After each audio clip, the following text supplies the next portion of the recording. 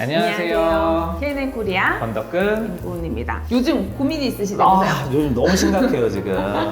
애완견, 애완묘. 요즘에 강아지, 고양이 키우시는 분들 정말 많으세요. 특히나 이제 아이들이 요즘에는 예전처럼 형제들이 많고 그러지 않다 보니까 아이가 너무 외로울 것 같아서 강아지 동생을 들여줬어요, 뭐 고양이 동생을 들여줬어요, 뭐 이렇게 하는 분들이 많으셔서 일단 강아지, 고양이 집에서 키우는 애완견, 애완묘들이 정말 좋을까?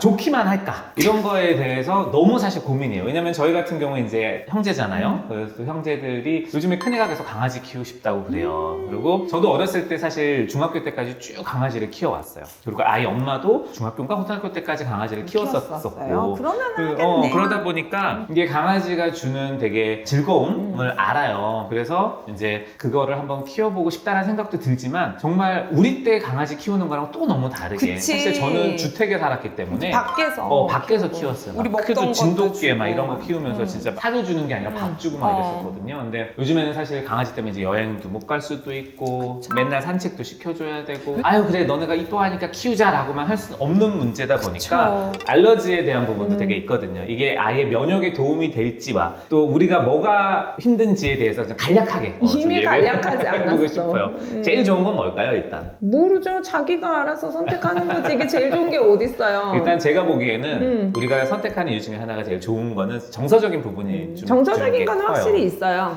그래서 아이들이 일단 책임감도 생길 수 있지만 뭔가 나의 뭐 친구 아니면 동생 이런 게 생긴다라는 개념으로 확실히 조금 좀 마음도 열어줄 수 있고 애완견이나 애완모에서 얻어오는 그런 심리적인 게 좀 있는 것 같아요. 그게 진짜 이제 그냥 왠지 그럴 것 같아 라기보다는 사실 정서적인 면에서는 고양이보다 강아지가 조금 더 난데 이게 진짜 심리학적으로는 이렇게 만져주는 것들 이렇게 접촉 이게 굉장히 사람의 정서에 되게 중요해요. 그래서 만져주는 이런 것들에서 오는 사람이 느끼는 그 안정감이 있거든요. 되게 유명한 심리학 실험이 있어요. 원숭이를 키우는데 항상 이렇게 젖이 나오는 이런 로봇랑 키운 원숭이가 있고 젖이 나오지는 않지만 이렇게 털이 복실복실한 인형이랑 키운 원숭이가 있어요. 각각을 봤었을 때 훨씬 오래 사는 게 이렇게 인형하고 같이 있었던 원숭이가 굉장히 오래 살고 그리고 면역력도 좋고 훨씬 더 우수한 능력을 보였거든요. 그래서 저희가 심리 검사를 할 때에도 항상 이런 재질 반응 같은 거 나오는 이 질감에 대한 표현을 하는 사람들이 되게 이렇게 애정 욕구가 높은 사람이라고 얘기를 하거든요. 그래서 그런 것들이 어떻게 보면은 심리적인 정서적인 안정감하고 훨씬 관련이 높은데 고양이는 사실 이렇게 요새는 개냥이 뭐 이렇게 해가지고 고양이인데도 막 강아지처럼 이런 걸 좋아하는 애교 있고 찾아오는 게 있고 또 고양이들이 어른들한테는 좀 피해도 아이들한테는 굉장히 또 그런데요? 그런 게 있어요. 고양이는 뭐 영역 동물이고 이래서 이렇게 막 접촉보다는 혼자 이렇게 고고히 있는 걸로 저는 또 알고 있어가지고 그래서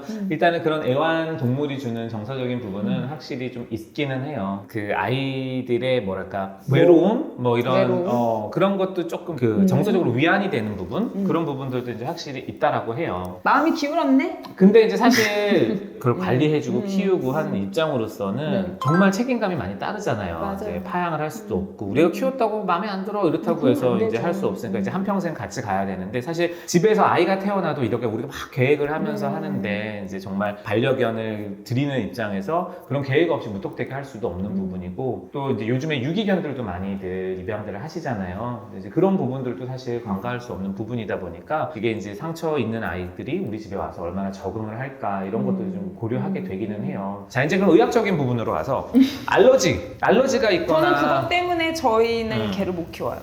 저희는 워낙에 다 알레르기가 그래서 일단 심해서. 강아지, 개 털 알러지가 있는 사람들은 당연히 못 키워요. 근데 물론 너무 좋아해서 알러지 약을 먹으면서도 이제 키우시는 분들도 계시지만 일단 알러지가 있으면 그거는 안 좋은데 이거는 아직까지도 정해지지 않았어요. 그러니까 뭐가 정해지지 않았냐면 이 강아지를 키우는 것이 아예 면역에 도움이 된다, 도움이 되지 않는다. 아직도 양쪽에서 학회에서 다 이뤄낸지 여지가 있어서 좋다라고 학회에서 발표한 부분도 있어요. 면역력에 도움이 된다라고 발표한 부분도 있고 뭐 전혀 상관이 없다 면역력이랑은 이렇게 발표한 부분도 있어요. 물론 털 같은 게 잘못해서 흡인이 되는 경우 있을 수 있죠. 그런 경우는 뭐 해가 될 수 있겠지만 어렸을 때부터 강아지를 좀 노출이 됐던 아이들이 이제 천식이나 비염이나 이런 게 오히려 덜 하더라라고 하는 보고도 있는 반면 또 이제 그거와는 전혀 상관없더라라고 하는 보고들도 있어서 간혹 이제 부모님들이 강아지를 키우고 싶은데 우리 아이들이 개털 알러지가 있는지 궁금해서 미리 피 검사를 받으시는 경우가 있어요. 근데 그때는 노출이 안 됐었을 때는 검사상 없어요 해서 키웠다가 키우고 맞아요. 좀 이따 다시 검사를 해보니까 알러지 수치가 확 올라가는 경우가 있거든요. 그래서 맞아요. 노출이 없었을 때는 마스트 검사에서는 또 음성으로 나올 수 있어가지고 키우다가 생기는 경우도 많아요. 그래서 지금 요즘에 최대 고민이에요. 자, 결과는 한 달 후에